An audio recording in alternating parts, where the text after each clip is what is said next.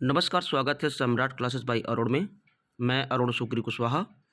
आज मध्य प्रदेश भर्ती से संबंधित महत्वपूर्ण एक नोटिफिकेशन जारी हुआ है, जिसमें बताया गया है कि अब साल में 3 पात्रताएं परीक्षाएं होंगी और इनके स्कोर कार्ड से नौकरी मिलेगी। तो इसमें क्या-क्या है, पूरी जानकारी हम आपको देंगे। तो सबसे पहली बात, तो इस भर्ती में पूरी जानकारी की बात की गई है, तो जो पारदर्शी प्रक्रिया होगी और भ्रष्टाचार पर रोक लगेगी, ये कहा गया है।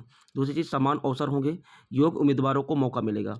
तीसरी चीज़ बोला गया है कि समय की बचत होगी, बार-बार परीक्षा की आवश्यकता नहीं होगी। चौथा चीज़, स्कोर कार्ड सिस्टम, एक स्कोर कार्ड से कई भर्तियों का मौका मिलेगा, ऐसी बात इसमें बोली गई है।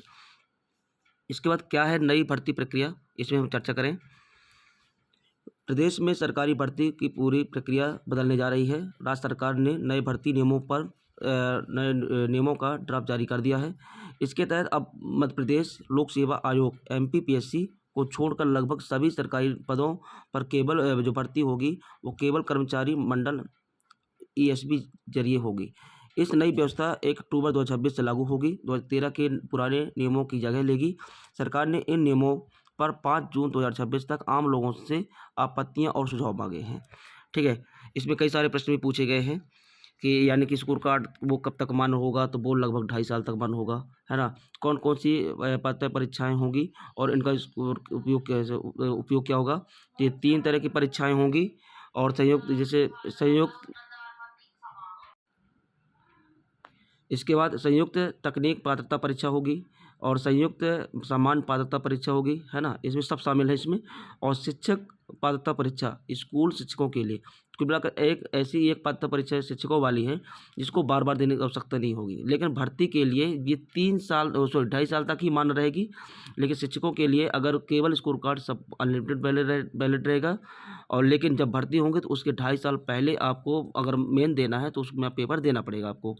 ठीक है, इसमें उम्मीदवारों को क्या फ़ायदा रहेगा, तो बार-बार अलग-अलग प्राथमिक परीक्षाएँ देने की ज़रूरत नहीं पड़ेगी, यानी कि बार-बार परीक्षाएँ नहीं देनी पड़ेगी, है ना। दोनों परीक्षाएँ 100-100 प्रश्न होंगे, ये सब बताया गया है ना। इसके बाद पहले में और अब में क्या अंतर है, तो पहले अलग-अलग भर्ती के लिए अलग प्राथमिक परीक्षा, समय और पैसा दोनों खर्च होते थे, बार-बार परीक्षा देने की मजबूरी, प्रक्रिया में देरी और कम पारदर्शिता, हर भर्ती के लिए नया सिलेबस पैटर्न।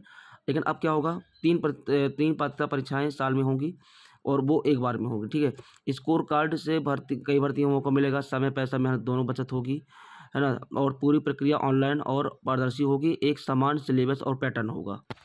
इसके बाद नई भर्ती प्रणाली के फ़ायदे, इसमें फ़ायदे की बात करें तो पारदर्शिता जो रहेगी, भ्रष्टाचार कम होगा, समान अवसर मिलेंगे, समय की बचत होगी, खर्च कम होगा और करियर में स्थिरता होगी।